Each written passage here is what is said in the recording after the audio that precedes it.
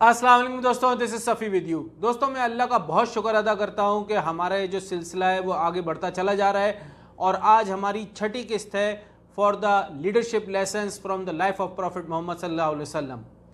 دوستوں آج کی جو ہماری قسط کا عنوان ہے وہ ہے ایکسٹرا آرڈنری کوالٹی۔ جی ہاں دوستوں، ہم زندگی میں دو چیزیں سنتے ہیں زیادہ تر، یا ریزنز یا ریزلٹس، لیکن یاد رکھیں ریزنز کبھی بھی کاؤنٹ نہیں کیے جاتے، ریزلٹس کاؤنٹ کیے جاتے ہیں، اور ریزلٹس جو ہے وہ بیس کرتے ہیں کوالٹی کے اوپر۔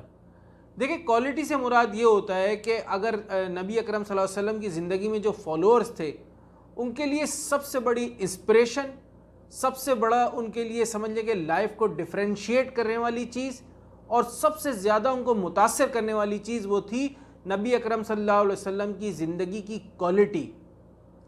اور دوستو جیسے ہر چیز کو ناپنے کے لیے، تولنے کے لیے کوئی نہ کوئی چیز استعمال کی جاتی ہے، اسی طرح اسلام میں جو کوالٹی کو ناپنے کے لیے چیز استعمال، سمجھ لیں کہ جو میٹر استعمال کیا جاتا تھا اسے کہتے تھے صلاح، یعنی کہ نماز۔ نماز جو ہے وہ آپ کی لائف کو ڈیفائن کرتی ہے، اور آپ کے اخلاق کو ڈیفائن کرتی ہے، اور آپ کو اسٹرینتھ دیتی ہے، آپ کو انرجی دیتی ہے۔ اور نماز جو ہے صحابہ جب ان کو کوئی بھی مشکل آتی تھی وہ نماز کے ذریعے اس مشکل کو ختم کروایا کرتے تھے اللہ سے مانگ کر۔ اور نماز جب بھی ان کے پاس کوائٹ وقت میں کچھ بھی ہوتا تھا وہ نماز ادا کرتے تھے۔ تو نماز ایک بہت ہی امپورٹنٹ جو ہے وہ پارٹ ہے اسلام کا۔ اور سکسیسر بھی جو یعنی کہ پہلے خلیفہ جو بنائے گئے حضرت ابو بکر صدیق رضی اللہ تعالیٰ عنہ، ان کو بھی نماز کے لیے لیڈ کرایا گیا، جس سے یہ پروف ہوا کہ وہ پہلے خلیفہ ہیں۔ تو اتنی زیادہ امپورٹنس جو ہے وہ نماز کو دی گئی ہے، اور اس کو میٹر بتایا گیا ہے آپ کی کوالٹی کو ناپنے کے لیے، آپ کی کوالٹی کو دیکھنے کے لیے آپ کی لائف میں۔ دیکھیں جب اسلام کی بات ہوتی ہے تو وہاں بات کی جاتی ہے ایکسیلنس کی۔ ایکسیلنس کیا ہوتی ہے؟ ایکسیلنس یہ ہوتی ہے، اس سے میں ایک حدیث یہاں پہ آپ کو بتاؤں گا۔ نبی اکرم صلی اللہ علیہ وسلم نے فرمایا تھا کہ جب تم نماز ادا کرو تو یہ سمجھو کہ تم اللہ کو دیکھ رہے ہو، اور اگر تم اللہ کو نہیں دیکھ رہے تو اللہ تمہیں ضرور دیکھ رہا ہے۔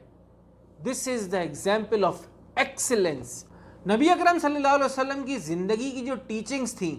وہ اسلام اور ریلیجن سے ریلیٹڈ تھیں، لیکن اس کو زندگی کے ہر ایکسپیکٹ آف لائف میں امپلیمنٹ کیا جا سکتا ہے، اور وہ تھی ہی اس لیے، اور اس کی جو مثال ہے وہ اللہ پاک نے قرآن مجید میں دے دی، جو کہ میں آپ کو یہاں پہ پڑھ کے بتاتا ہوں۔ یہ 21ویں پارے میں سورہ احزاب میں، کہ حقیقت یہ ہے کہ تمہارے لیے رسول اللہ کی ذات میں ایک بہترین نمونہ ہے،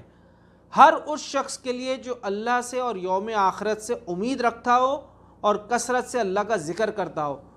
یا بے شمار حدیثوں میں بھی ہے، جیسے ہم تو سنتے آ رہے ہیں بچپن سے، نبی اکرم صلی اللہ علیہ وسلم کی زندگی ہمارے لیے ایک عملی نمونہ ہے۔ تو وہ صرف کوئی اسپیسیفک چیز کے لیے نہیں تھا، پوری زندگی کے تمام، دیکھیں اسلام جو ہے نا اس میں اخلاق بھی ہیں، اس میں معاشرت بھی ہے، اس میں معاملات بھی ہیں، اس میں عبادت بھی ہے، یہ ساری چیزیں شامل ہیں، اور ان سب چیزوں کی جو کوالٹی ہے وہ نبی اکرم صلی اللہ علیہ وسلم کی زندگی کا عملی نمونہ پیش کرنا ہے۔ اس میں اگر میں آگے بڑھ، دیکھیں نبی اکرم صلی اللہ علیہ وسلم نے ایک ایسی جنریشن تیار کی تھی جس کی کوالٹی یہ تھی کہ وہ خود کو اکاؤنٹیبل سمجھتے تھے۔ ان کی وہ پوری سوسائٹی اکاؤنٹیبل تھی کہ اگر ہم کچھ برا کریں گے تو ہم اس کے اکاؤنٹیبل ہیں، اچھا کریں گے تو اس کے اکاؤنٹیبل ہیں۔ ان کو پتہ تھا کہ اگر ہم گناہ کریں گے تو اس کی ہمیں سزا ملے گی، اور اگر ہم کوئی اچھائی کریں گے تو اس کا ثواب ملے گا، اللہ ہم سے راضی ہوگا۔ یہ وہ کوالٹی تھی نبی اکرم صلی اللہ علیہ وسلم کی لیڈرشپ کی، جو انہوں نے جو ہے اس طریقے سے ٹرینڈ کیا تھا اپنی جنریشن کو۔ کیونکہ حضرت ابو بکر صدیق رضی اللہ تعالیٰ عنہ نبی اکرم صلی اللہ علیہ وسلم کے پہلے اسٹوڈنٹ تھے، تو ان کی لائف کی اگر کچھ مثالیں لیں تو اس سے ہمیں پتہ چلے گا کہ نبی اکرم صلی اللہ علیہ وسلم کی جو ایکسٹرا آرڈنری لیڈرشپ تھی اس میں ایکسٹرا آرڈنری کوالٹی کس طریقے سے ہم دیکھ سکتے ہیں۔ حضرت ابو بکر صدیق رضی اللہ تعالیٰ عنہ کا جب انتقال ہوا تو انتقال کے وقت صرف ان کے پاس 2 کپڑے تھے اور ایک میول تھا۔ میول جو ہے اگر آپ دیکھیں تو اس جانور کو کہتے ہیں، مطلب یا تو میل ڈنکی بھی ہو سکتا ہے اور فیمیل ہارس بھی ہو سکتا ہے، جس کے اوپر سامان لاد کے لے جایا جاتا تھا۔ اور ان 2 کپڑوں کے لیے انہوں نے یہ حکم دیا تھا کہ ایک سے مجھے کفن بنا کے مجھے دفنا دیا جائے، اور جو باقی کا ایک کپڑا اور وہ جو میول تھا وہ حضرت عمر رضی اللہ تعالیٰ عنہ کو دے دیا جائے، کیونکہ وہ دوسرے خلیفہ تھے۔ تو جب ایسا کیا گیا تو حضرت عمر رضی اللہ تعالیٰ عنہ بہت روئے، اور انہوں نے یہ فرمایا کہ حضرت ابو بکر صدیق رضی اللہ تعالیٰ عنہ وہ مثال قائم کر گئے، وہ اسٹینڈرڈ کریٹ کر گئے کہ ان کے بعد آنے والے تمام جو خلفاء ہیں ان کے لیے بڑا مشکل ہو گیا ہے اس اسٹینڈرڈ کو مینیج کرنا۔ اس کے آگے ایک چھوٹی سی بات اور بتاتا ہوں کہ جب حضرت ابو بکر صدیق رضی اللہ تعالیٰ عنہ خلیفہ تھے تو وہ روز فجر کی نماز کے بعد مسجد نبوی کے قریب ایک خیمہ تھا، وہاں جاتے تھے، تھوڑی دیر کے بعد وہ اس خیمے سے آتے تھے اور اپنے کاموں میں لگ جاتے تھے۔ تو جب ان کا انتقال ہو گیا تو حضرت عمر نے سوچا کہ اب میں جا کے دیکھتا ہوں کہ وہاں ہے کیا اس خیمے میں۔ تو جب وہ وہاں گئے تو انہوں نے ایک اتنی بوڑھی عورت دیکھی جو کہ بڑھاپے کی وجہ سے وہ دیکھ بھی نہیں سکتی تھی، بلائنڈ تھی۔